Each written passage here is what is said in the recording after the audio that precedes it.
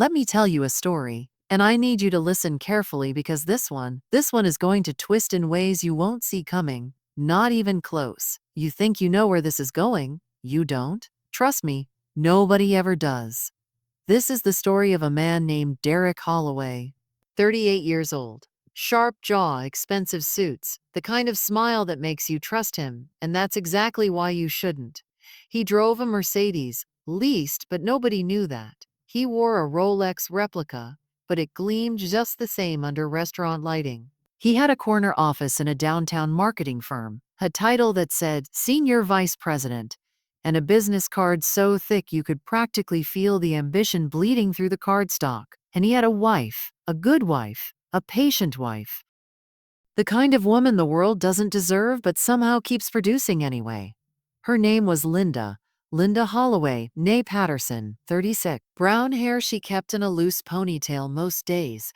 Reading glasses she didn't actually need but wore because she liked how they made her feel studious, and hands that were always doing something, cooking, cleaning, organizing, soothing, fixing. She was the kind of woman who could walk into a room full of chaos and within 20 minutes, everyone would be sitting down calm, with a cup of tea they didn't ask for but desperately needed. She married Derek when she was 24. He was 26. They met at a friend's barbecue, one of those lazy summer afternoons where the burgers are too charred and the beer is too warm, and somehow everything is perfect anyway. He told her she had the most beautiful laugh he'd ever heard. She told him he was full of it. He laughed. She laughed. And just like that, a life began. But here's the thing about beginnings. They're easy. It's the middles that kill you. And the endings? Well, that depends on who's telling the story. Now, before I go any further, I need to introduce you to two more people. And you need to pay attention to them because they are the beating heart of everything that's about to happen. Even though for most of this story they'll be sitting quietly in the background, practically invisible. That's by design. Not theirs, Derek's. Harold and Edith Holloway, Derek's parents. Harold was 71, retired. Or at least that's what everyone assumed. He had a slight stoop to his shoulders, the kind that comes not from weakness, but from a lifetime of leaning over workbenches, engines, account books, and problems that needed solving. His hands were thick, calloused, and his fingernails always had that faint shadow of grease beneath them that no amount of scrubbing could fully remove. He wore flannel shirts, even in summer. He drove a 2003 Ford pickup truck with a dent in the rear bumper and a rosary hanging from the rearview mirror.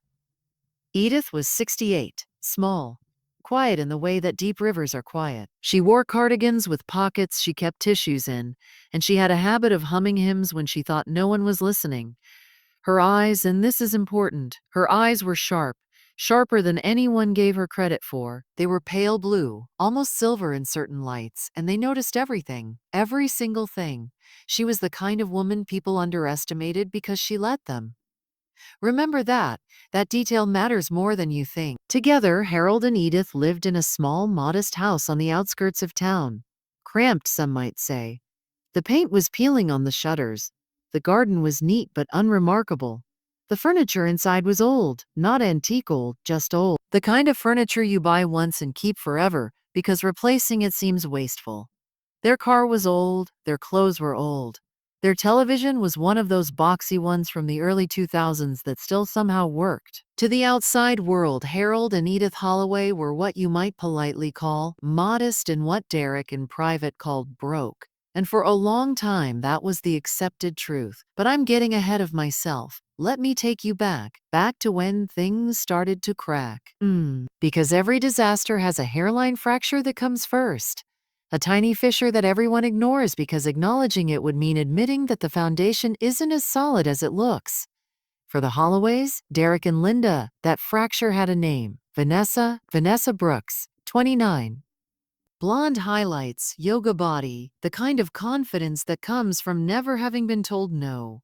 She worked at Derek's firm, junior account executive, hired 8 months ago, and from the moment she walked through those glass doors in her pencil skirt and her too bright smile, Derek's world tilted on its axis. Now, I want to be clear about something. This isn't a story where I'm going to ask you to feel sorry for Derek. I'm not going to paint him as a man torn between duty and desire, some tragic figure caught in the currents of passion. No, Derek made choices. Deliberate, calculated, selfish choices, and every single one of them led him exactly where he deserved to end up. But we'll get there. The affair started 3 months after Vanessa was hired. It started the way these things always start. Late nights at the office, a shared joke that lingered a beat too long, a drink after work that turned into dinner, that turned into a hotel room on the edge of town where the parking lot was poorly lit and nobody asked for ID. Derek was careful at first. He covered his tracks the way cheaters always do: a second phone, a separate email, cash payments so nothing showed on the credit card statement. He was meticulous, surgical. He thought he was smart. And Linda noticed. Of course she noticed. Women like Linda always notice. It starts with small things. The way he angled his phone screen away from her, the new cologne she didn't buy him, the gym membership he suddenly renewed after 3 years of letting it collect dust, the late meetings that never appeared on his shared calendar, the way he started sleeping on the far edge of the bed, as if her warmth was something he was trying to escape. She noticed. She just didn't say anything. Not yet. Because Linda was the kind of person who gathered evidence before she drew conclusions. She was patient. She was thorough. And she was quietly, meticulously building a case that Derek didn't even know was being constructed. But that's a thread we'll pick up later. Right now, I need to tell you about the dinner. The dinner where everything truly began to unravel. The dinner that set the dominoes falling in a line so precise, so devastating, that by the time the last one fell, nothing would be left standing. It was a Thursday evening, October, the kind of night where the air has just enough bite to it that you need a jacket but not a coat. Linda had spent 3 hours preparing Harold and Edith's favorite meal. She'd even convinced Derek to come home early, which was getting harder and harder these days. Harold and Edith arrived at 6:30. Harold in his cleanest flannel, Edith in her Sunday cardigan, carrying a bottle of wine that probably cost $9, but they'd wrapped in tissue paper like it was vintage champagne. And for the first hour, things were fine, good, even. Harold told stories about his days working at the plant. Edith complimented the cobbler 3 times. Linda laughed and served seconds and refilled glasses and did all the things she always did to make everyone feel welcome and comfortable and loved. Derek sat at the head of the table and checked his phone under the table 7 times. Linda counted. Then Harold cleared his throat. That particular throat clearing that fathers do when they're about to say something important and they're not entirely sure how it's going to land. "Son," Harold said, "your mother and I have been talking." Derek looked up from his phone. Not all the way up, his eyes lifted, but his chin stayed angled toward the screen. Half attention. The most Harold ever got from him these days. "What's up, Dad?" "Well, the house needs some work. The roof's been leaking since August, and the furnace. You know we've had trouble with the furnace. And we've been thinking, your mother and I, we've been thinking that maybe it's time we looked at, well, at maybe moving in, with you and Linda, just until we get back on our feet. The pension isn't stretching the way it used to." And no, the word came out so fast, so flat, so final, that it seemed to suck all the air from the room. Harold's mouth stayed open for a moment, the rest of his sentence still hanging there, unfinished, orphaned. Linda set down her fork. "Derek," I said no.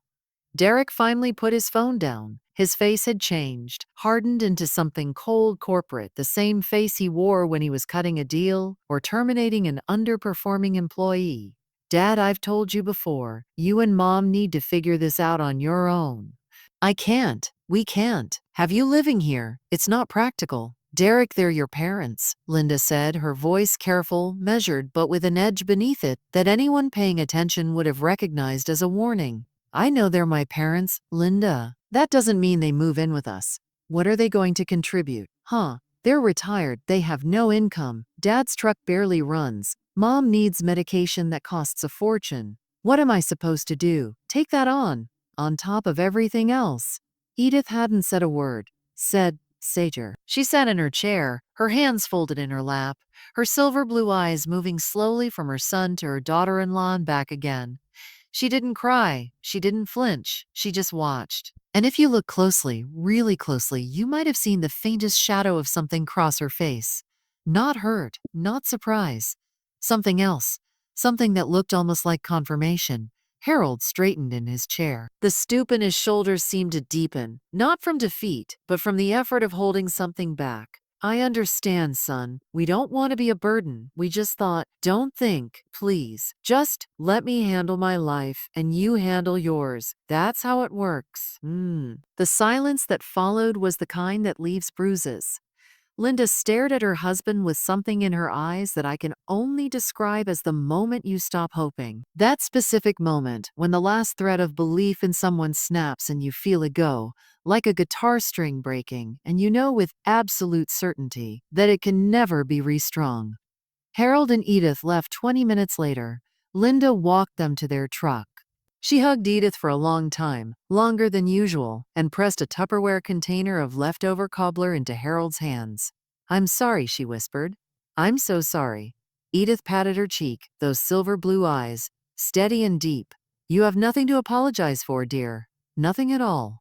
They drove away. Linda watched their taillights disappear down the street. Then she went back inside, cleared the table in silence, washed the good china by hand, dried each piece carefully, and put it all away. Derek was already on the couch, scrolling through his phone, texting someone. He didn't look up when she walked past. She went to bed alone.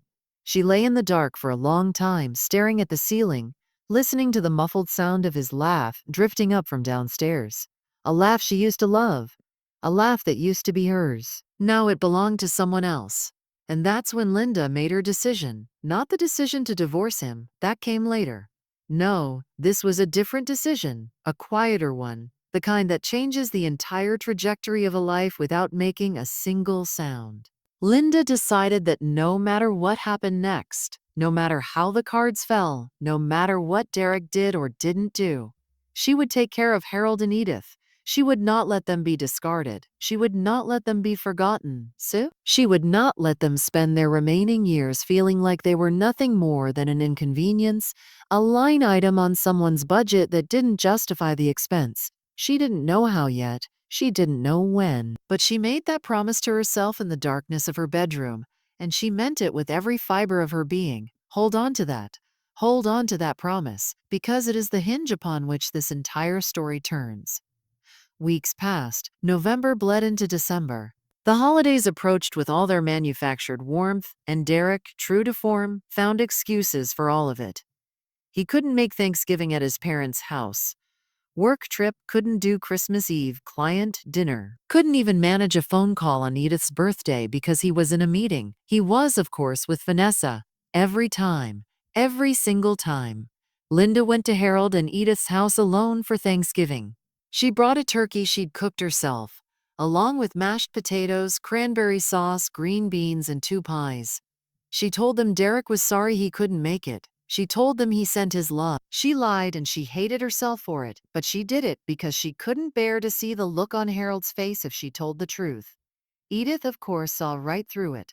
Those silver blue eyes. She didn't say a word, but when Linda was washing dishes at the kitchen sink, Edith came up beside her, put a small weathered hand on her arm and said very quietly, "You're a good woman, Linda. Better than he deserves." Linda's hands went still in the soapy water. She didn't turn around. She couldn't, because if she did, she'd cry, and if she started crying, she wasn't sure she'd be able to stop. "I mean it," Edith continued, "and I want you to know, whatever happens, Harold and I see you. We see who you are." That was all she said. She picked up a dish towel and started drying. And they stood there together in that small kitchen, 2 women united by love and betrayed by the same man, working in silence, side by side. Meanwhile, Derek's affair was escalating. What had started as a physical fling was morphing into something more. Or at least, something Derek convinced himself was more. Vanessa was exciting. She was new. She didn't ask him about roof repairs or parent care or why the credit card bill was so high. She talked about trips to Bali and new restaurants and art galleries and all the shiny, surface level things that feel like depth when you're too shallow to know the difference. And Vanessa had opinions, strong ones, particularly about Harold and Edith. I don't understand why you still deal with them, she said one night, lying in a hotel bed, scrolling through her phone with one hand and twirling a strand of hair with the other. They're grown adults. They're not your responsibility. Derek was lying beside her, staring at the ceiling. Staring at the ceiling. They're my parents? Exactly. We're your parents. You're a grown man, Derek. You have your own life. You can't be dragging around dead weight just because they happen to give birth to you. Dead weight. That's what she called them, dead weight. And Derek, the man who had been fed and clothed and raised and loved by those two people for 18 years before he ever set foot in the world on his own. Derek didn't correct her. He didn't push back. He didn't feel that cold stab of shame that any decent person would feel hearing their parents described that way. He nodded.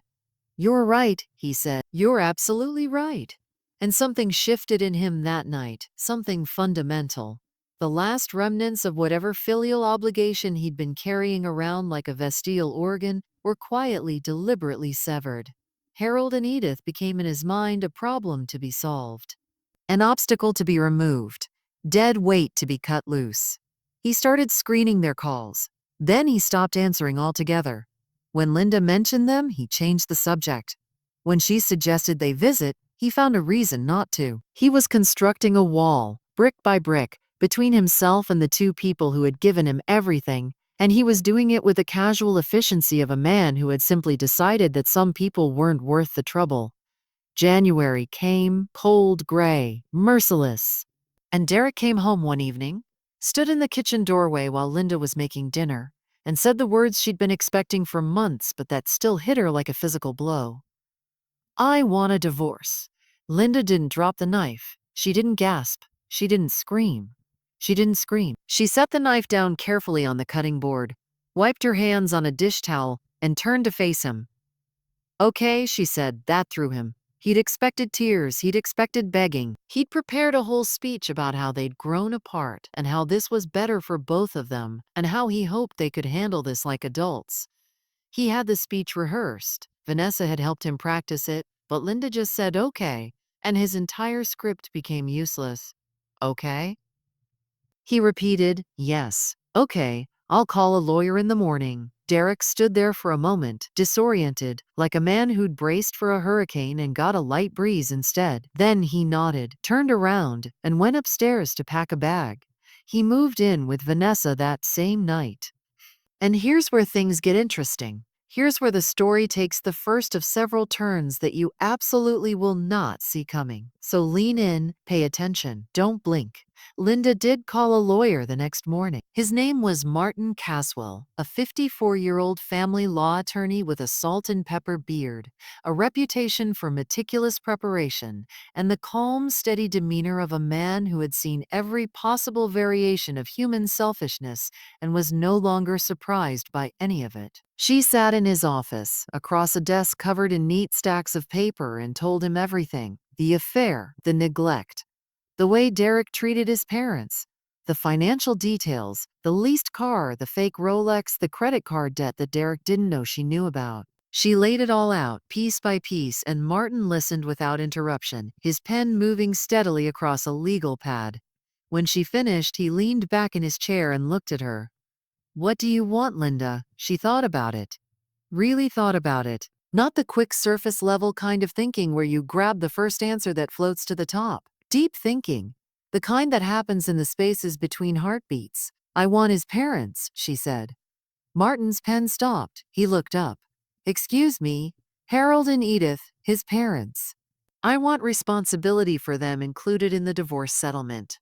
I want it written into the agreement that they come to live with me. Martin set his pen down. He removed his glasses, cleaned them with his tie, put them back on. Linda, that's not a standard request.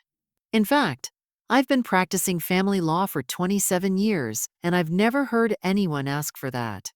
I know, you're asking for guardianship, essentially, of two elderly adults who are not incapacitated. I'm asking for them to be included. I want it in writing.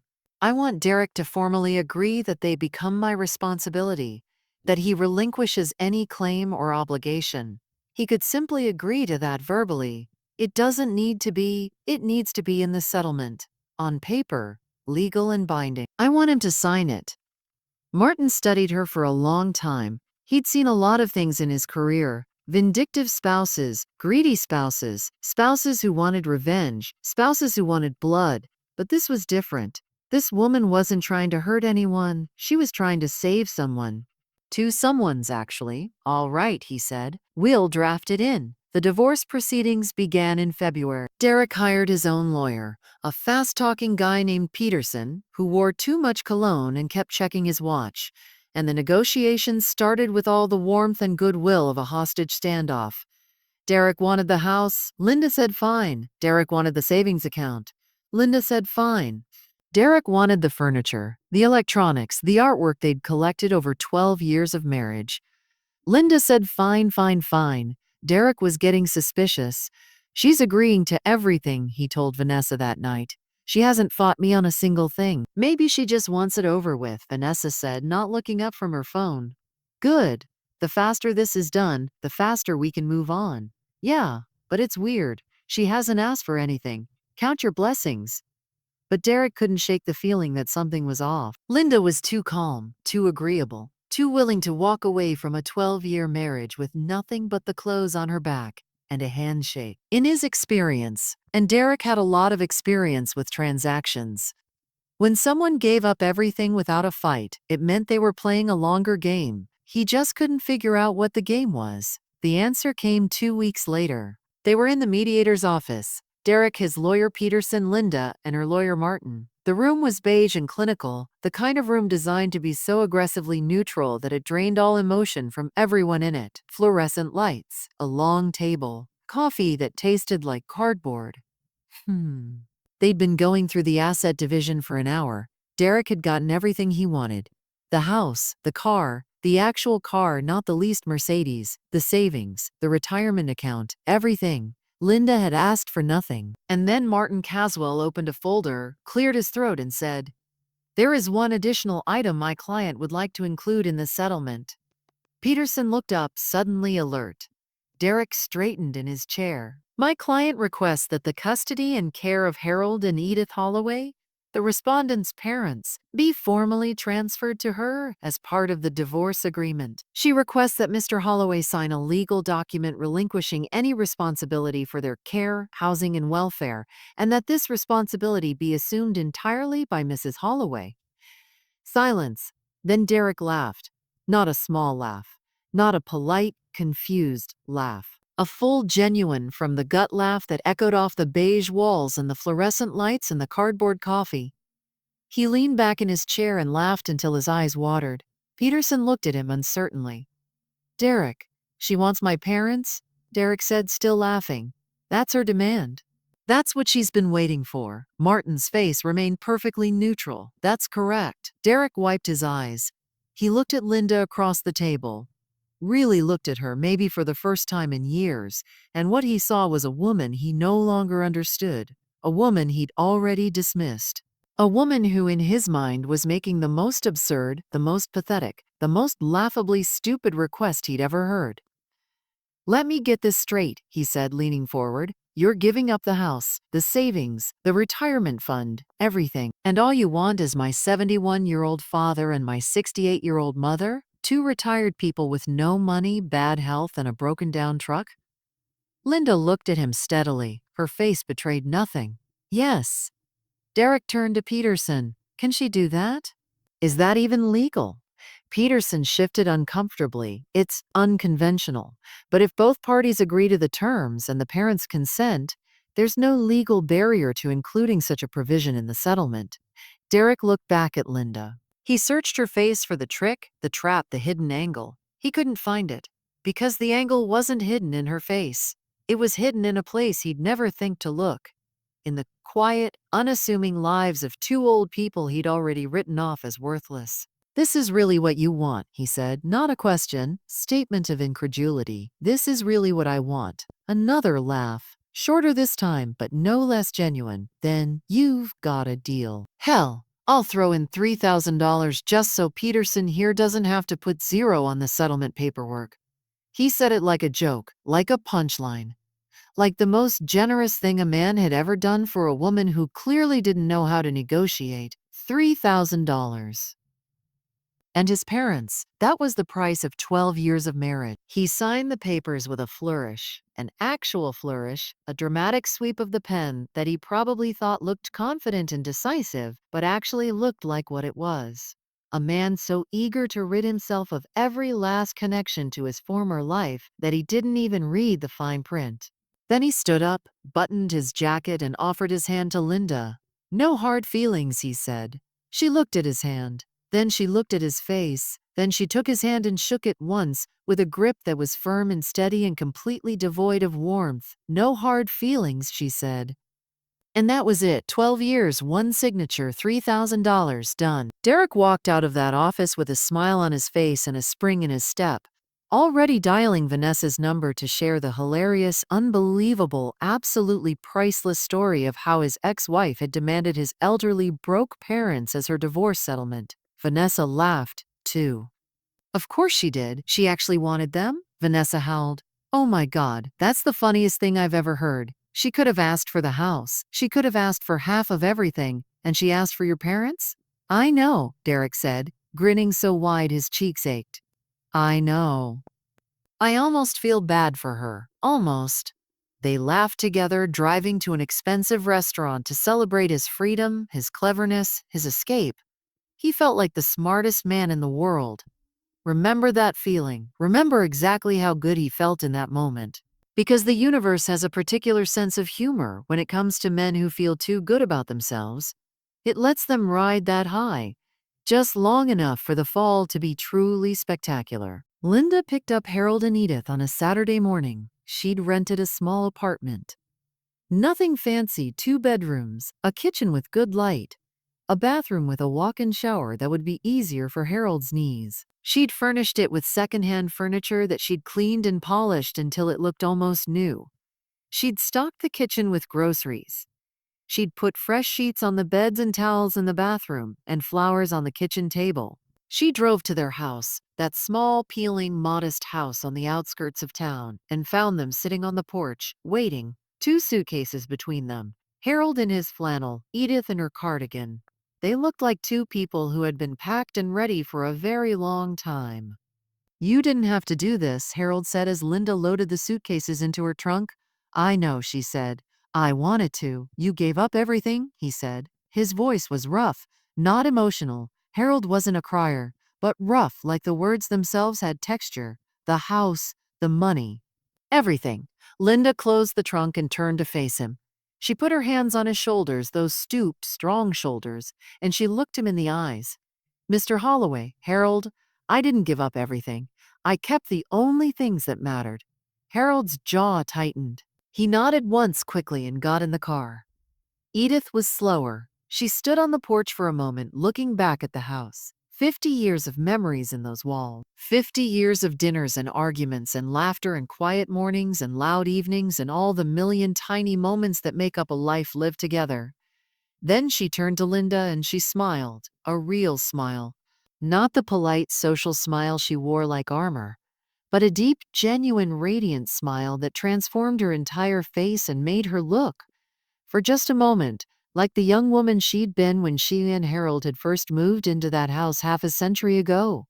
"Let's go home, dear," she said. And they did. Linda broke him of this habit by casually moving his favorite mug to the most accessible shelf, leaving the remote on his side of the couch, and placing a cushion on the kitchen chair that was easiest on his back. She never said anything. She just rearranged the world around him until he fit. Edith adapted more quickly. She and Linda fell into an easy rhythm, cooking together, shopping together, sitting on the small balcony in the evenings with cups of tea, talking about everything and nothing. Edith told stories Linda had never heard. About Harold when he was young and reckless, about Derek as a baby, about the early years when they'd had nothing but each other, and that had been more than enough. She also started helping with the apartment. Small things at first, organizing the pantry, mending a torn curtain, replanting a dying houseplant with surgical precision. Then bigger things, repainting the bathroom, reupholstering the couch cushions, somehow fixing the dishwasher with nothing but a butter knife and a YouTube tutorial. Your mother-in-law is terrifying, Linda's friend Karen said one afternoon, watching Edith reassemble a toaster on the kitchen counter with the focus of a brain surgeon, in the best way possible. Ex-mother-in-law, Linda corrected, then she paused. Actually, no, just mother. So, she's just my mother now, and that's what they became, family. Not the kind bound by blood or law, but the kind built by choice, by showing up, by doing the small, unglamorous daily work of loving someone, even when it's hard, especially when it's hard. Derek, meanwhile, was living his best life, or so he told himself. He'd moved into Vanessa's downtown loft, sleek, modern, all exposed brick and stainless steel, the kind of place that looks stunning in photographs and feels like living inside a magazine. He'd gotten a raise at work. He'd leased a new car, an Audi this time, because the Mercedes dealership had been too much hassle. He'd started going to a gym that cost more per month than Harold's entire pension, and he didn't call his parents. Not once. Not on Harold's birthday. Not on their anniversary. Not on their anniversary. Not on Christmas or Easter or Mother's Day or any of the days that decent people mark by reaching out to the people who brought them into the world. They were gone. Signed away. Legally, formally, literally transferred to his ex-wife, like an old piece of furniture included in a yard sale. And he was fine with that. Better than fine. Relieved, or at least, that's what he told himself. Late at night in the dark of Vanessa's loft, with the city lights bleeding through the windows and Vanessa asleep beside him, there were moments, brief, flickering moments, when something stirred in his chest. Something that felt like guilt, or maybe grief, or maybe just the phantom ache of an amputation. He'd pushed it down, buried it, covered it with work and money, and Vanessa's laugh and the relentless forward momentum of a life designed to never slow down long enough for reflection. But it was there. In the quiet, in the dark, it was always there. 7 months passed. 7 months of Linda and Harold and Edith building a life together. 7 months of shared meals and evening walks and Sunday crosswords and all the mundane, beautiful rituals that turn a house into a home. And then one evening, a Tuesday, unremarkable in every way, everything changed. Linda came home from work to find Harold and Edith sitting at the kitchen table. The table was bare except for a single manila envelope, thick with papers placed precisely in the center. They were sitting side by side, their hands clasped together on the table, and they had expressions on their faces that Linda had never seen before. Not worry, not sadness, something else. Something that combined anticipation with gravity with a very particular kind of quiet joy that made the air in the room feel charged, electric like the moment before a thunderstorm breaks. "Sit down, dear," Edith said. Linda sat. Harold took a breath. A deep one. The kind of breath you take before you lift something heavy, before you jump from a great height, before you say the words that will change everything. "Linda," he said, "there's something we need to tell you. Something we should have told you a long time ago, except the time was never right." And then the time was right, but the circumstances weren't. And then he stopped, looked at Edith. She squeezed his hand. "Just tell her, Harold." He nodded. "We're not broke, Linda." She blinked. "What?" "We're not broke, we're not poor. We're not poor, we're not struggling, we never were." "Well, we were once a long time ago. But that was 50 years ago and a lot has changed since then." Linda stared at him. The words were in English, arranged in a grammatically correct order, and yet they made absolutely no sense. "I don't understand," she said. Edith pulled the manila envelope toward her and opened it. Inside was a stack of documents, bank statements, investment portfolios, property deeds, trust fund paperwork. All of it dense with numbers and legal language and the unmistakable aura of significant wealth. "Harold and I started with nothing," Edith began, her voice calm and measured as if she were telling a bedtime story. "When we married, we had $200 between us and a house we could barely afford. Harold worked at the plant, and I worked as a seamstress. Every penny we earned went to keeping a roof over our heads and food on the table. There was nothing left over. Nothing. But then I got a tip," Harold said, "from a buddy at work. Guy named Sam Mitchell. He said there was this little company. Nobody had ever heard of it. It was just some guys in a garage somewhere in California, and they were selling shares for practically nothing, $1 a share. Sam said he was buying in, and did I want to go in with him? Linda's mouth was slightly open. She hadn't touched her tea. She hadn't moved. This was 1975, Harold continued. I took everything we had in savings, $412, and I bought shares. Edith thought I was insane. She didn't speak to me for 3 days. 4 days, Edith corrected. 4 days, Edith corrected. 4 days. But I had a feeling. I can't explain it any better than that. I just had a feeling. What company? Linda whispered. Harold told her, and the room went very, very still. It was one of those names. One of those legendary, once-in-a-generation names that turn janitors into millionaires and garage tinkerers into titans of industry. A name that if you'd had the foresight or the dumb luck to invest in back in 1975, would have turned $412 into something that defied comprehension. We never sold, Edith said, not a single share. Harold wanted to a few times. When Derek was born and we needed money for diapers, when the roof needed replacing, when the truck broke down. But I wouldn't let him. I said no. I said we hold and we wait and we trust. 50 years, Harold said, 50 years of holding. Through crashes and booms and recessions and bubbles. 50 years of driving that old truck and wearing these flannel shirts and living in that small house and letting everyone. She pressed them flat against the table to steady them. How much? She asked. Her voice was barely audible. Harold pushed the manila envelope across the table. Linda opened it. She looked at the top sheet, a brokerage statement. She read the number at the bottom. She read it. Again. She read it a third time, because the first 2 times her brain had rejected it as impossible, as a typo, as a decimal point in the wrong place.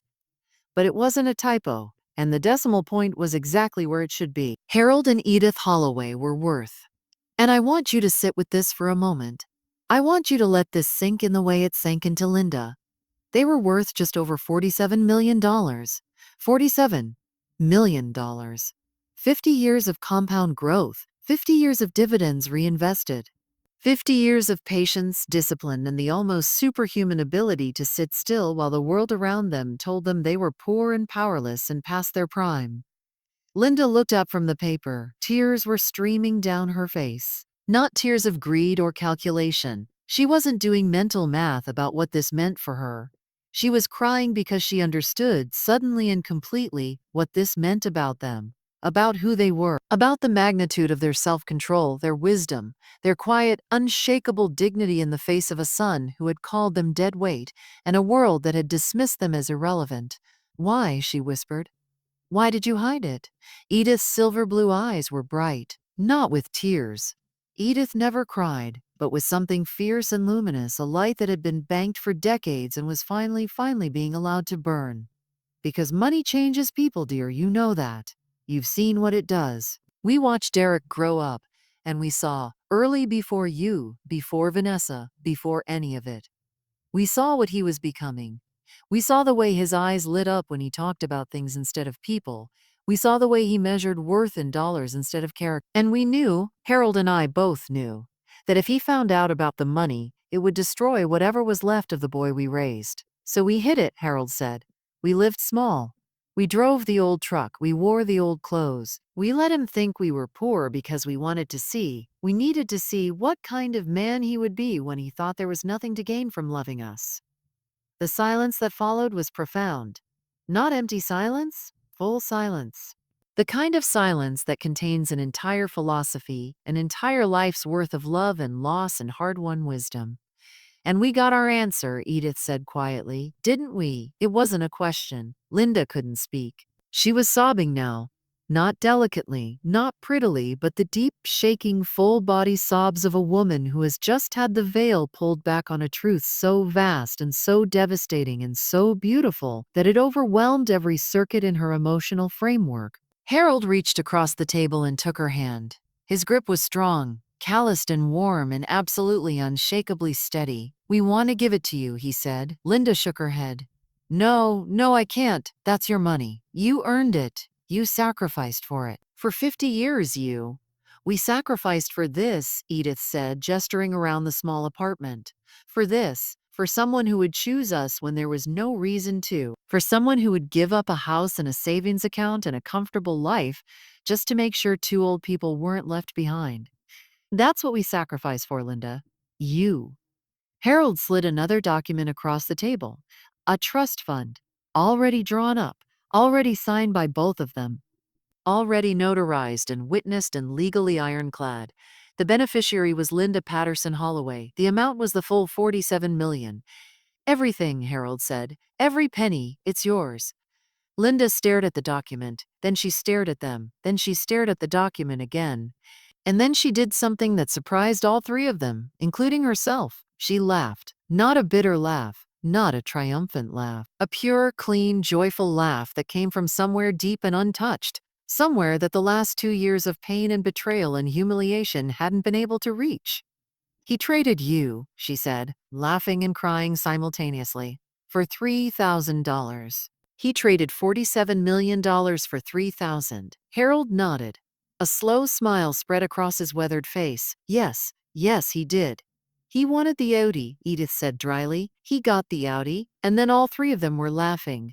Sitting around that small kitchen table in that modest apartment, three people who had been dismissed and discarded and underestimated, laughing until their sides ached and tears rolled down their cheeks, and the sound filled every corner of the room like light. But the story doesn't end there. You knew that, stories like this, they need one more beat, one more turn of the screw, one final moment where the universe looks the fool in the eye and says, see what you threw away? Came 3 months later. Derek was having a bad quarter, several bad quarters, actually. The raise at work hadn't lasted. His department was being restructured, and his title was suddenly less senior vice president and more guy who might be getting laid off. Vanessa, sensing the shift in his fortunes the way a shark senses blood in the water, had started making comments. Pointed comments about their lifestyle, about his contributions, about whether perhaps they should reevaluate their living situation. Translation: his value was declining, and she was calculating her exit. But it was what happened on a random Wednesday afternoon that truly ruined him. He was scrolling through social media, a mindless habit, the digital equivalent of picking at a scab, when a post from a mutual friend stopped his thumb mid-scroll. It was a photo, a simple photo. Linda, Harold, and Edith standing in front of a house. Not the apartment, a house. Beautiful house. A sprawling, elegant, 4-bedroom colonial with white columns and a wraparound porch and gardens that looked like they'd been designed by someone who understood that beauty was a form of love. The caption read, "So happy for Linda and her family. New home, new beginnings. Love wins." Derek stared at the photo. Something cold and electric began crawling up his spine. He zoomed in. The house was in one of the nicest neighborhoods in the city. A neighborhood where houses started at $2 million and went up from there, way up. He switched to Linda's profile. It was mostly private, but a few posts were public. A trip to Italy with Harold and Edith, a new car, a real one, not a lease. A charity gala where Linda had apparently donated an amount significant enough to get her name on the donor wall. His heart was beating very fast now. His mouth was dry. That cold electric feeling had reached the base of his skull and was wrapping around his brain like a vine. He called his mother's old number, disconnected. He called his father's old number, disconnected. He called Linda's number, the one he still had memorized, the one he'd called 1,000 times during their marriage and 0 times since. She answered on the third ring. "Hello, Derek." Her voice was calm, polished, the voice of a woman who had been expecting this call and had rehearsed exactly nothing because she didn't need to.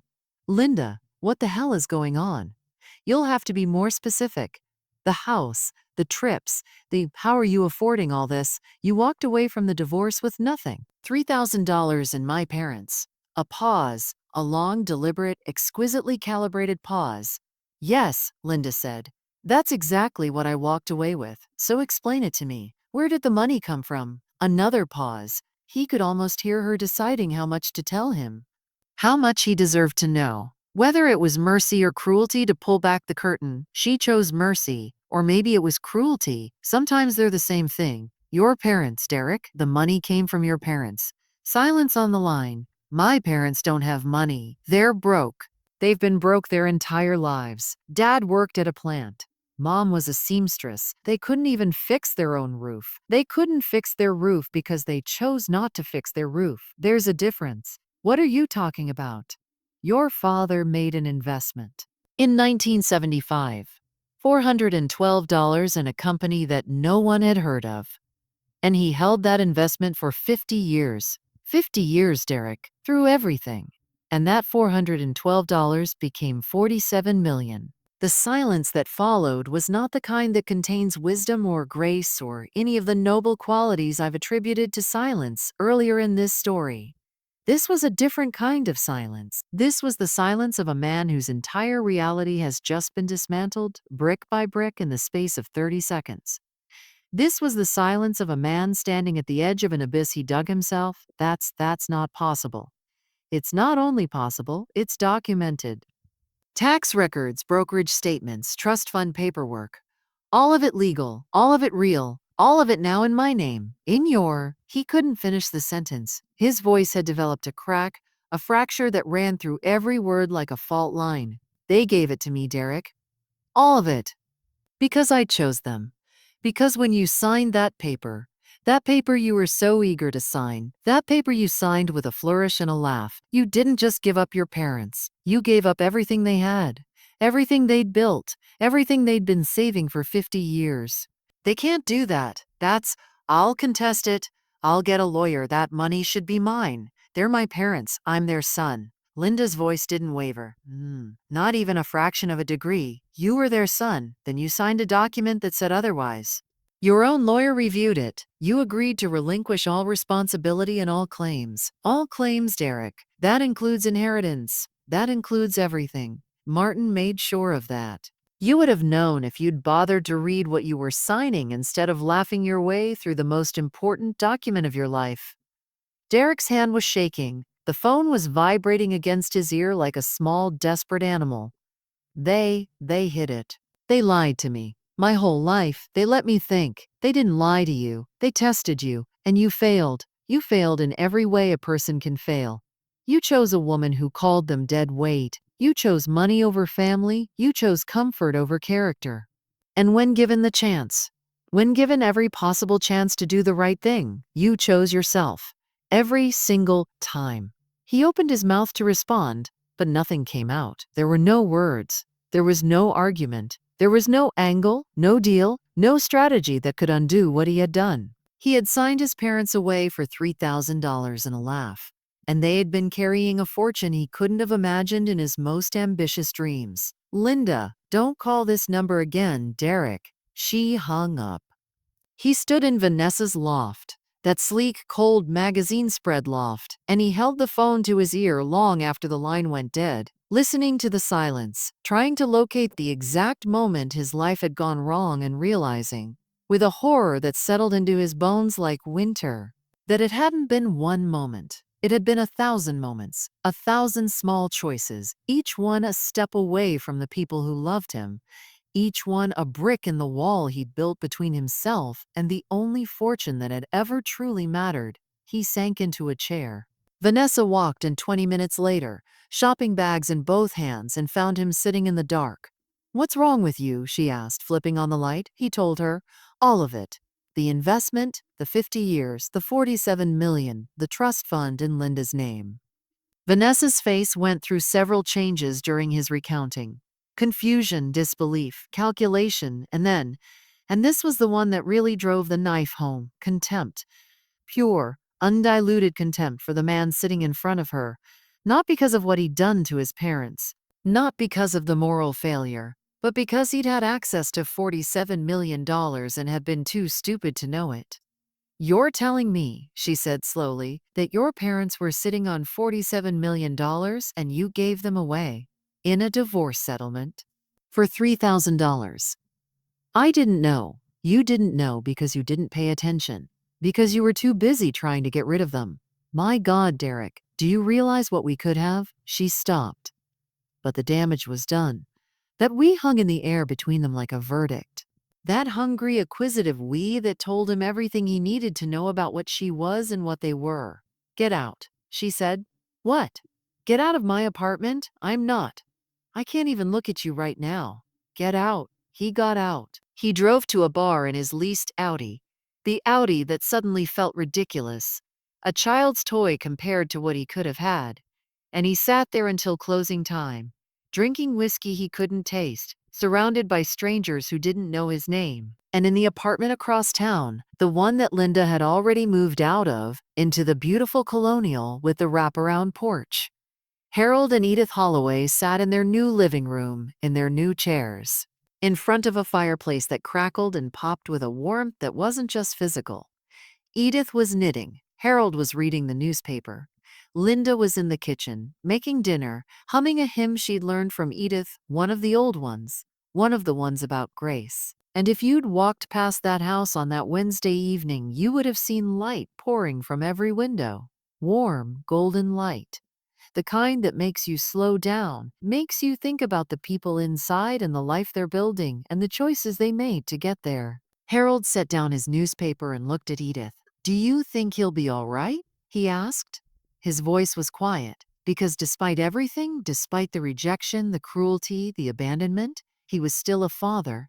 And fathers worry even about sons who don't deserve it. Edith's needles paused. She considered the question with the same careful attention she gave to everything.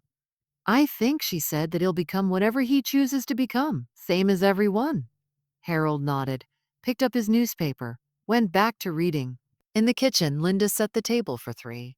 The good china, she'd bought new good china, because the old set was Derek's now, gathering dust in a house he could barely afford. She placed the silverware just so. She poured water into glasses. She lit a candle in the center of the table because Edith once mentioned years ago that she loved the way candlelight made everything feel sacred. She paused for a moment, standing at the head of the table, looking at the three place settings. 3 plates, 3 glasses, 3 sets of silverware. A family small and imperfect and cobbled together from the wreckage of someone else's selfishness, and she smiled, not a smile of victory, not a smile of revenge, a smile of arrival, the smile of a woman who had walked through fire and come out the other side, holding the hands of 2 people who had been waiting, quietly and patiently, for someone worthy of what they had to give. Now, let me tell you what happened next, because the story has one more chapter, and it's the one that matters most. A year passed, then 2, then 5. Linda used the money wisely. She didn't blow it on yachts and mansions and all the flashy, depreciating symbols of wealth that people who come into sudden money tend to gravitate toward. She invested, she saved, she donated, generously, consistently, to causes that Harold and Edith cared about: education, veteran services, medical research, a scholarship fund at the local high school in Harold and Edith's names. She also started a foundation, a small one, focused on elder care, specifically on elderly people who had been abandoned by their families. People like Harold and Edith could have been, if the story had gone differently. If Linda hadn't been Linda, the foundation grew. It attracted attention, then funding, then partnerships. Within 5 years, it was operating in 3 states and it helped over 2,000 elderly individuals find housing, medical care, and community. Linda became, in the quietest and most unassuming way possible, a person of significance. Not famous, not flashy, significant. The kind of person whose name you might not know, but whose work you benefit from, whose choices ripple outward in ways that touch lives you'll never see. Harold passed away at 78. Peacefully in his sleep in the beautiful house with the wraparound porch, with Edith on one side of his bed and Linda on the other. His last words, and I'm not making this up for dramatic effect, this is what he actually said, were, "That was a good investment." Edith laughed through her tears, because she knew he wasn't talking about the stock. Edith lived another 6 years after Harold. She spent them knitting, gardening, watching Linda build something extraordinary from the foundation of love they'd laid together. She became, in her final years, sharp-tongued and hilarious in the way that very old women sometimes become when they've outlived their patience for nonsense. "I've earned the right to say whatever I want," she told Linda once. "I'm 80. What are they going to do? Ground me?" She died at 84, surrounded by flowers and photos and the sound of Linda reading her favorite poem. Her silver blue eyes were closed, but her face, even in death, wore an expression of peace so absolute that it looked almost like triumph. Linda inherited everything. Not just the money, everything. The stories, the recipes, the values, the lesson that wealth is not what you have, but what you're willing to do without. The understanding that the most powerful investment you can ever make is in people who will still be there when everything else is gone. And Derek. Let me tell you about Derek. Derek's life did not go well. The details aren't important. Lost job, lost apartment, lost Vanessa, lost every shiny thing he'd accumulated in the years when he thought accumulation was the point. What's important is what happened after the losses. What's important is the moment, and it took years, many years, when he finally stopped and looked at himself and saw clearly and without flinching the man he had become. He wrote a letter, a long one, to Linda, not to his parents, because his parents were gone and the letters he owed them could never be delivered. He didn't ask for money. He didn't ask for forgiveness. He just wrote the truth. All of it. Every selfish choice, every cruel word, every moment when he could have been better and chose not to be. Linda read the letter. She read it twice. Then she folded it, put it in a drawer, and went back to her work. She never responded. Not because she was cruel. Not because she wanted him to suffer. But because some debts can't be repaid with words, and some bridges, once burned, can't be rebuilt, no matter how sincerely you carry the lumber. Derek understood that. Eventually. And eventually, in his own small, fumbling way, he began to build something new from the wreckage of what he destroyed. Not a fortune, not a career. Something smaller, something harder, something that looked a lot like character, grown in soil that had been salt and scorched but was somehow improbably beginning to bloom. But that's his story, and this one is Linda's. So, what have we learned? We've learned that the world will show you its teeth and dare you to be kind anyway. That the people who look like they have nothing may be carrying everything. That the loudest people in the room are almost never the richest, and the quietest ones are almost never as powerless as they seem. We've learned that patience is not passivity, that sacrifice is not stupidity, that choosing people over profit is not weakness.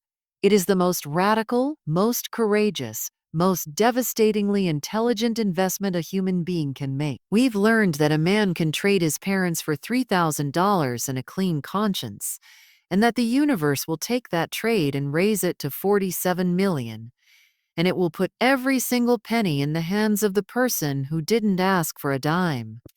We've learned that cheaters don't prosper, that neglect has consequences, that old people in flannel shirts and cardigans may be sitting on secrets that would bring empires to their knees. And we've learned, above all, above everything, that love is the longest game. The longest, most patient, most unreasonable game ever played. And the people who play it well, they don't play to win. They play because the playing is the winning, the showing up, the staying, the choosing again and again and again to be the person who doesn't leave. Harold and Edith knew that. They knew it for 50 years, sitting in their small house, driving their old truck, letting the world think they were nothing. They were never nothing. They were the richest people in this story from the very beginning, not because of the stock, because of each other, because of the love they built and the wisdom they earned and the patience they maintained, while their own son looked them in the eye and said they weren't worth the trouble. And Linda knew it too. She knew it the night she lay in bed, alone, listening to Derek laugh with someone else, and made a promise in the dark to take care of two old people who had nothing to offer her except their presence and their love. Nothing to offer. $47 million and a lifetime of wisdom, hidden in plain sight, waiting for someone who would choose love over logic, heart over arithmetic, people over profit. And she did. She chose. And the rest, the money, the house, the foundation, all of it, was just the universe's way of saying, yes, that's the right answer. That was always the right answer. So the next time someone tells you that nice guys finish last, that kindness is weakness, that the world belongs to the ruthless and the calculating and the cold, you tell them this story. You tell them about a man who laughed as he signed away his parents for $3,000. You tell them about a woman who asked for nothing but two old people and a chance to love them. You tell them about a flannel shirt and a cardigan and a 2003 Ford pickup with a rosary on the mirror, and a stock portfolio worth more than most people will see in 10 lifetimes. You tell them about patience, about 50 years of silence, about silver blue eyes that saw everything and said nothing until the time was right, and then you tell them the punchline, the real punchline. The one that Derek never saw coming and that the universe had been setting up since 1975. The inheritance doesn't go to the blood, it goes to the heart, every time, without exception, every single time. And if you're sitting there right now thinking about your own parents, thinking about the last time you called them, the last time you visited, the last time you told them they mattered, do it. Do it today. Do it now. Not because they might be hiding $47 million. They probably aren't. But because they're hiding something worth infinitely more. They're hiding a lifetime of love for you. A lifetime of worry and sacrifice and sleepless nights and bitten tongues and prayers whispered in the dark. Yeah, they're hiding the fact that you are the best investment they ever made, and they would make it again 1,000 times over, even knowing how it turns out. Don't be Derek, be Linda. Choose people, choose love, choose the ones who have nothing to offer but themselves. Because that right there is everything. That is the whole fortune, and it has been sitting in front of you this entire time, patient and quiet and unassuming, waiting for you to see it, waiting for you to choose it, waiting. This has been the inheritance of fools. And if it made you feel something, anything, then pass it on. Tell someone, share it, because stories like this one don't belong to me. They belong to every person who has ever been underestimated, overlooked, or dismissed. They belong to every Harold and Edith in the world. They belong to you. But wait. I told you to listen until the end, and we're not at the end. Not truly. Because there's a part of the story I haven't told yet. A part that happened between the lines, in the spaces I skipped over because I was building to the big reveal, the big twist, the moment when the money came out and Derek's world collapsed. But the real story, the one that will stay with you long after the numbers fade, isn't about the money. It's about the moments in between, the small ones, the ones that don't make headlines or go viral or inspire gasps of shock. Let me take you back. Let me fill in the gaps. Let me tell you about the night Harold couldn't sleep. It was 3 weeks after he and Edith had moved into Linda's apartment. February. Cold rain against the windows, the kind that sounds like static on an old radio. Harold was standing in the kitchen at 2 in the morning, making tea he didn't want because he needed something to do with his hands. He was thinking about Derek. About the boy who used to ride on his shoulders at county fairs. About the teenager who once came home with a black eye because someone at school had said something unkind about Edith's old car. And Derek, 15 years old, skinny as a rail, brave as a lion, had defended her honor with his fists. Where did that boy go? When did he leave, and who was this stranger wearing his face? Harold stood in that kitchen, holding a mug of tea that was growing cold, and he wept. Not loudly. Harold never did anything loudly. He wept the way old men weep, in silence with his jaw clenched and his shoulders rigid, the tears falling because the body can't hold them anymore, but the man can still refuse to make a sound. Linda found him there. She'd woken up, as she often did in those early weeks, alert to every sound in the apartment because she was still adjusting to the responsibility of having 2 people who depended on her. She didn't say anything. She walked into the kitchen, took the cold mug from his hands, poured it out, made fresh tea for both of them, and sat down across from him at the table. They sat in silence for 10 minutes. Maybe 15, the rain against the windows, the hum of the refrigerator, the small essential sounds of a world continuing to turn despite everything. Then Harold said, "I failed him." Linda shook her head. "No, I must have. Somewhere along the way, I must have failed him. Because this, the man he became, that's not something that happens to a child who is raised right. Harold, you didn't fail him. You and Edith gave him everything. Love, values, an example of what a good life looks like. He saw all of it. He just chose to look away. But why? And that question, that single devastating question, contained 50 years of fatherhood, 50 years of trying, 50 years of hoping that the seeds you planted would grow into something worthy of the soil.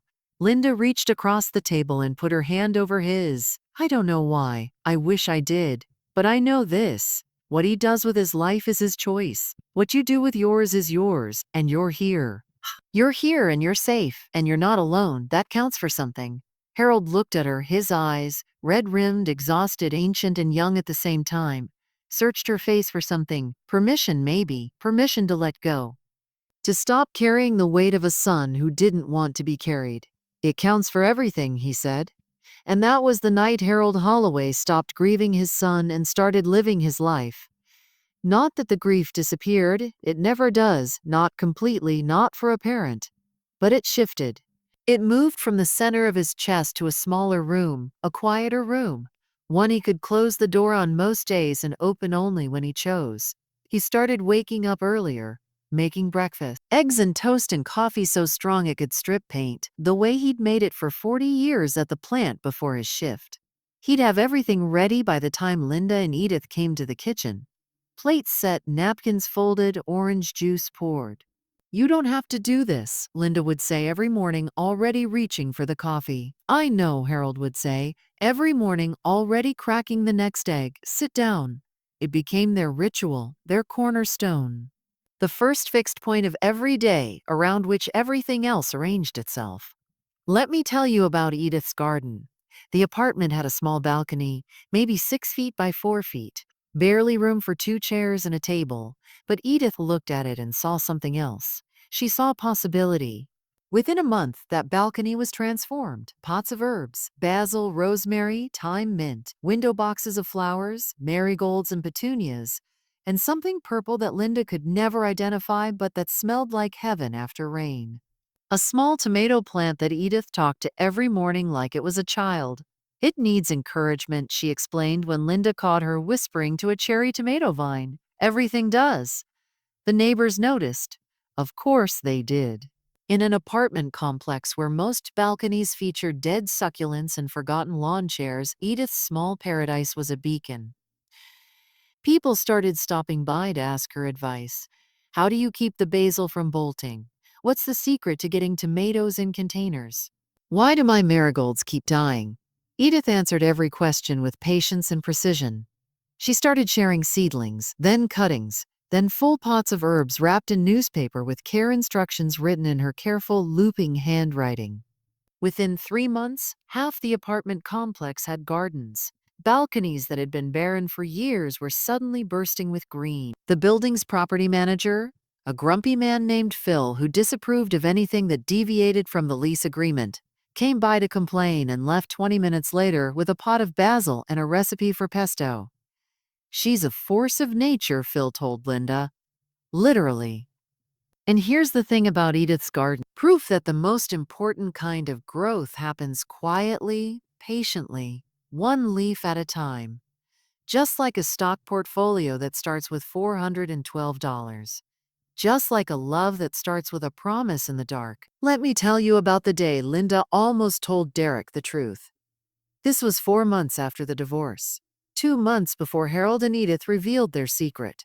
Derek had called her one of the rare perfunctory calls he made in those early months, usually to ask about a piece of mail that had been delivered to the old house or a subscription that needed canceling. But this time at the end of the call, he said something that stopped her cold. How are they? My parents? She hadn't expected it. The question hung in the air between them like a ghost. They're fine, she said carefully. Good. That's good. Are they, okay, health-wise? Your father's knees bother him. Your mother's doing well. Good. Good. A pause. Listen, Linda, I know the situation is what it is, but I want you to know I'm not. I don't hate them. You just what, Derek? Another pause. Longer this time. She could hear him trying to organize his thoughts, trying to find the words that would make him sound caring without actually committing to anything. I just couldn't carry them, financially, emotionally, practically. I just couldn't. And I know that makes me sound like a terrible person, but it doesn't make you sound like anything, Derek. It makes you sound exactly like who you are. Silence. And in that silence, Linda felt something she hadn't expected. She felt the urge to tell him. You traded Midas for pennies. You threw away a fortune because it was dressed in flannel and drove an old truck. She wanted to tell him because she wanted to hurt him. And that scared her. Because Linda wasn't a person who wanted to hurt people. She was a person who wanted to help people, to hold them up, to make the world a little softer and a little kinder. The desire for revenge was foreign to her, a toxin in her bloodstream that she recognized and rejected with something close to revulsion. She swallowed the words.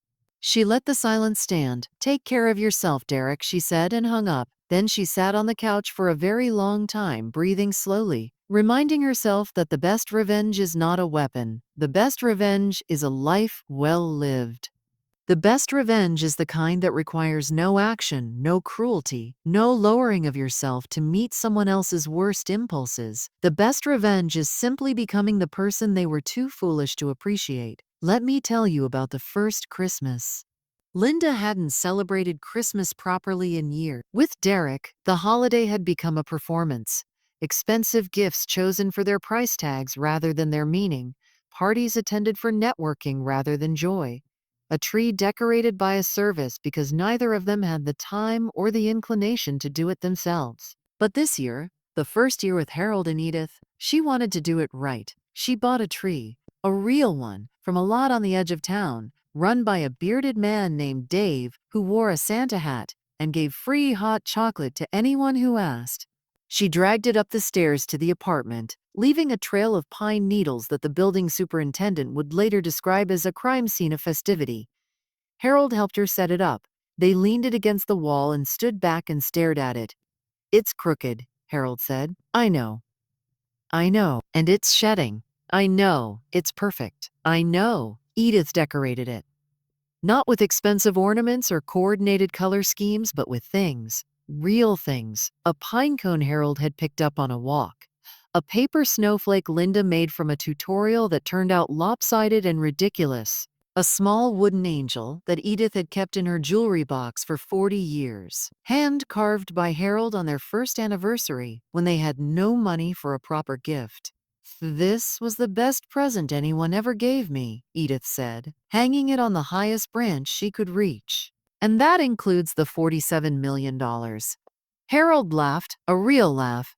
The kind Linda hadn't heard from him since the night of the dinner, the night Derek had said no, the night everything began its slow descent into collapse. On Christmas morning, they exchanged gifts. Linda gave Harold a new flannel shirt, the same brand he'd always worn, because she'd learned that some things don't need to change to be perfect. She gave Edith a new set of gardening tools, titanium-coated and ergonomic, wrapped in tissue paper the same way Edith had once wrapped a $9 bottle of wine. Harold gave Linda a framed photograph. It was old, black and white, slightly blurred, and it showed a young couple standing in front of a small house. The woman was laughing. The man had his arm around her. "They look like they own the world." "That's us," Harold said. "1974, the day we bought the house. 1 year before I made the investment." Linda traced the edge of the frame with her finger. "You look so young. We were young, and broke, and terrified, and happier than we'd ever been." Edith's gift was last. She handed Linda a small box wrapped in brown paper and tied with kitchen string. Inside was a recipe card, handwritten in Edith's careful script. "My mother's peach cobbler," Edith said. "The real recipe, not the one I've been giving out for years with one ingredient wrong so nobody could ever quite get it right." Linda burst out laughing. "You've been sabotaging your own recipe war for 30 years. Edith's silver blue eyes twinkled. "A woman has to keep some secrets." They ate breakfast together. Harold's eggs, Edith's homemade cinnamon rolls, Linda's fresh squeezed orange juice. They watched old movies. They played Scrabble, which Harold won because he refused to accept that Kai was a real word and spent 20 minutes arguing about it until Edith pulled out a dictionary and proved him wrong. At which point he claimed the dictionary was biased. It was by any objective measure a modest Christmas. No expensive gifts, no extravagant dinner, no performance. It was the happiest day of Linda's life. Let me tell you about the day Edith told Linda the truth about the money. Not the fact of it, which we've already covered, but the why behind it, the deeper why. The one that Edith had been carrying for longer than anyone knew. This was a month before the formal revelation, a Sunday afternoon. Harold was napping in his chair, the newspaper draped over his chest like a blanket, snoring softly. Linda and Edith were on the balcony, surrounded by plants, drinking tea. I need to prepare you for something, Edith said. Linda looked at her. Edith's face was serious. Not worried, not sad, but serious in the way that important things are serious. Harold and I have something to tell you. We're going to tell you soon, together. But I want to prepare the ground, like you prepare soil before you plant. So the seed lands in the right place. Okay, Linda said slowly. When Harold and I were young, really young, before Derek, before the house, before everything, we had nothing, less than nothing. Harold's father died in debt. My family disowned me for marrying a man they considered beneath them. We started with empty pockets and empty cupboards and nothing but each other. I know, Harold told me. What Harold didn't tell you, what Harold doesn't talk about, is the year we almost lost everything. Derek was 3. Harold got hurt at the plant. His back, a bad injury, months off work. No insurance, because this was before the union negotiated better terms. We couldn't pay the mortgage, we couldn't buy food. I sold everything I could, furniture, dishes, my mother's wedding ring, everything. Edith paused. Her hands wrapped around her teacup were perfectly still. And that's when something happened that changed my entire understanding of the world. Harold's foreman, a man named Bill Garrett, gruff, uneducated, the kind of man you'd pass on the street without a second glance, came to our door one evening. He had a paper bag in his hand. Inside was $600 in cash and a note that said, "Pay me back when you can. Or don't." Either way, Linda's throat tightened. $600 was a fortune to us. It paid the mortgage for 3 months. It bought food. It bought medicine for Harold's back. It kept us alive. And Bill Garrett never mentioned it again. Not once. Not when Harold went back to work. Not when Harold offered to repay him. Bill just shook his head and said, "You'll do the same for someone someday. That's the repayment." Edith turned to face Linda. Those eyes, those extraordinary silver blue miss-nothing eyes, were luminous with something that transcended tears. That's what this is, Linda. That's what the money is. It's not a reward. It's not a payment. It's not even a gift, really. It's a repayment of a debt I've owed since 1978 to a man who died in 1992 and never collected. He told me to do the same for someone someday. And I've been waiting. Harold and I have both been waiting for the right someone. She put her hand over Linda's. You're the right someone. Linda closed her eyes. She sat there on that small balcony, surrounded by Edith's impossible garden, feeling the weight of a debt that had been carried for over 40 years finally being laid down, passed forward, transformed into something new. But what about Derek, she whispered. He's your son. Don't you want? I want my son to become the man I raised him to be. And that can't happen if I hand him a fortune. It won't make him better. It'll make him worse. I know that. I've known it for 20 years. The money would confirm every wrong lesson he's learned, that value is measured in dollars, that people are commodities, that love is a transaction. He might change. He might. And if he does, it won't be because of money. It'll be because of loss. Because sometimes the only way to learn what something is worth is to lose it completely. And there it was, the terrible, beautiful, merciless wisdom of a mother who loved her son enough to let him fall, who loved him enough to withhold the one thing that would destroy him and give it instead to the one person who would use it to build. That's not cruelty. That's not abandonment. That's the hardest kind of love there is. Let me tell you about one more thing. One more moment. The one I've been saving because it's the one that gets me every time. It was the day after the formal revelation, the day after Linda learned about the money. She was sitting in the apartment, alone. Harold and Edith had gone for a walk, their daily constitutional, arm in arm down the tree-lined street like two characters from a Rockwell painting. Linda was sitting at the kitchen table, staring at the trust fund documents, still trying to absorb the magnitude of what had happened. $47 million, a fortune beyond comprehension, and it was hers. Legally, formally, irrevocably hers. And she felt, this is important, she felt afraid. Not of the money, not of the responsibility. She felt afraid because she knew with crystalline clarity that this was a test. Not a test administered by Harold and Edith. They had already given their verdict. This was a test administered by life itself. A test of whether she was who she believed herself to be. whether the kindness that had defined her was genuine or conditional, whether she would remain the woman who chose people over profit, or whether the money would begin its slow, insidious work of changing her into someone she didn't recognize. She sat there for a long time, an hour, maybe two. Then she picked up a pen and a piece of paper and wrote a list. A simple list, 4 items. 1. Take care of Harold and Edith. Everything else comes second. 2. Do not let the money change who I am. If I feel it changing me, give it away, all of it. 3. Use it to help people who have been thrown away. Like Harold and Edith were thrown away, like I was thrown away, build something that catches the people who fall. 4. Remember the cobbler, the real recipe, the one with the right ingredients. The one that works because nothing was held back. She pinned that list to the refrigerator with a magnet shaped like a tomato, one of Edith's from the farmer's market. And every morning, when she made her coffee, she read it. Every morning, for years. Long after the paper yellowed and the ink faded and the tomato magnet lost its paint, she read it because she needed to remember. Because money has a gravity that pulls you toward a version of yourself you don't want to be. And the only way to resist it is to anchor yourself to something stronger. Her anchor was a list on a refrigerator. Her anchor was a promise in the dark. Her anchor was two old people who trusted her with everything they had and asked for nothing in return except to be chosen. And that is the end.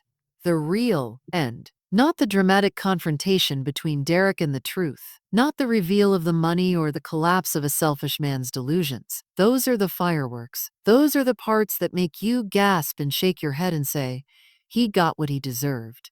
But the real end is quieter than that. The real end is a list on a refrigerator, a garden on a balcony, a cup of tea at 2 in the morning, a crooked Christmas tree, a wooden angel on the highest branch, a recipe card with the right ingredients, finally shared with the right person. The real end is 3 people sitting around a table, eating eggs and toast and drinking strong coffee, saying nothing important because everything important has already been said. The real end is love. Not the kind you see in movies, not dramatic or photogenic or accompanied by a swelling soundtrack. The quiet kind, the daily kind, the kind that shows up over and over without being asked. That's the fortune. That's the inheritance. That was always the inheritance. That was always the inheritance. And if Derek had looked, really looked, he would have seen it.